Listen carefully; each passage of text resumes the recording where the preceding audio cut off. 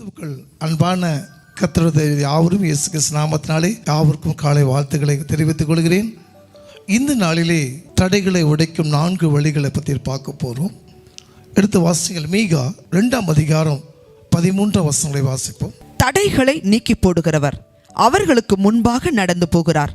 அவர்கள் தடைகளை நீக்கி வாசலால் உட்பிரவேசித்து கடந்து போவார்கள்.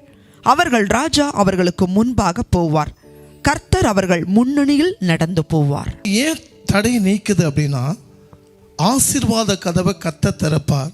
ஆனால் அந்த ஆசீர்வாத கதவை தடை செய்கிறதான பிசாசு. ஒருவேளை நீங்கள் ஆசீர்வாதம் பெற்றுக்கொள்ளக்கூடாதுன்னா அவன் தடையாக இருக்கிறான். அந்த தடைகளை நீக்கி தான் நான் பார்த்து கொண்டிருக்கிறோம். இஸ்ரவேல் ஜனங்கள் எகிப்தில் 430 ஆண்டுகள் அடிமையாக இருந்த அந்த ஜனங்களை பார்வோன் இஸ்ரவேல் ஜனங்களை பிடித்து அடிமைத்தனத்தில் வைத்திருந்தார். அப்பொழுது மோசே மூலமாக கர்த்தர் ஒவ்வொரு வாதைகளையும் தேவன் அனுப்பி பார்த்தார். 9வது வாதையும் முடிந்தது. 10வது வாதை மிக கொடியமான, அங்கு யாரெல்லாம் ஆட்டுக்குட்டியோட ரத்தத்தை தெளிக்கப்பட்டிருக்காங்களோ அந்த குடும்பத்தார் மட்டும் தலைச்ச மையம் இறக்க மாட்டாங்க சொல்லி என்ன செய்தார்னா, அந்த கதவுக்கு மேலே ஆட்டுக்குட்டியோட ரத்தத்தை தெளிக்கப்பட்டாங்க.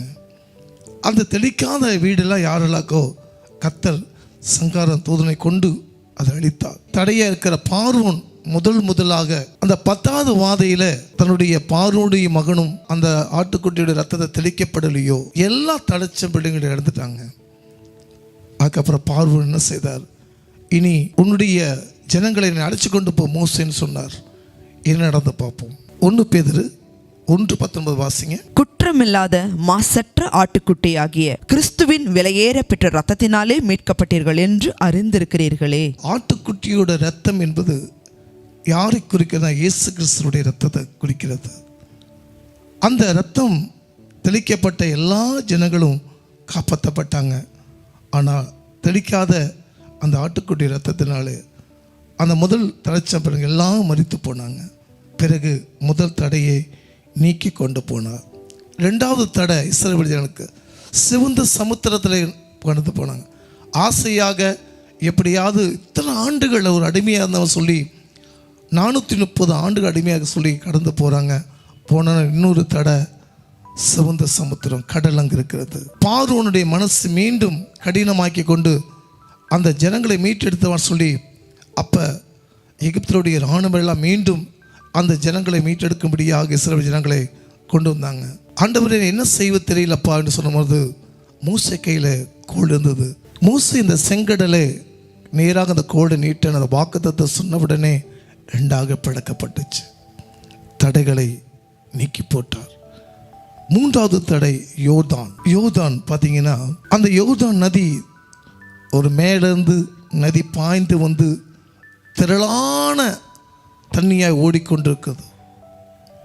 அப்பொழுது அந்த யோர்தானோட நதியை கடந்து போகணும். அவ்வளோ உயரத்துலேருந்து அந்த தண்ணி கீழே விடுகிறது. கீழே வந்து அந்த ஆற்று பூரா புரண்டு ஓடுது. அதை கடந்து தான் போகணும். அப்போ 3வது தடை என்ன செய்தார்னா, தேவன் யார் உடன்படிக்கை பெட்டி வச்சிருக்காங்களோ நீ முதல்ல அவங்களை கீழே அனுப்பு. அப்பொழுது என்ன நடந்து பார்ப்போம். ஆசாரியன் கால் வைத்த உடனே அந்த மேலேருந்து நதி அப்படியே நின்று போய்விட்டது. யோர்தான் நதி நின்று உடனே என்னாச்சுன்னா, நதியோரமாக இருக்கிற எல்லா தண்ணிகளும் குறைஞ்சி போயிடுச்சு. அப்போ இஸ்ரவேல் ஜனங்கள் யோர்தானை கடந்து போனாங்க. அந்த 3வது தடையும் கர்த்தர் அவருக்கு மாற்றினார். 4வது எரிகோ, இஸ்ரவேல் ஜனங்கள் தடையாக இருந்தது. அப்பொழுது அந்த எரிகோ பட்டணத்தை என்ன செய்யணும் ஆண்டவர்கிட்ட கேட்கும்போது 6 நாட்களும் ஒரு முறை அதை சுற்றி வாங்க, 7வது தடவை 7 முறை சொல்லி ஆர்ப்பரிங்க சொன்ன உடனே அந்த இடங்கள் விழுந்து போச்சு.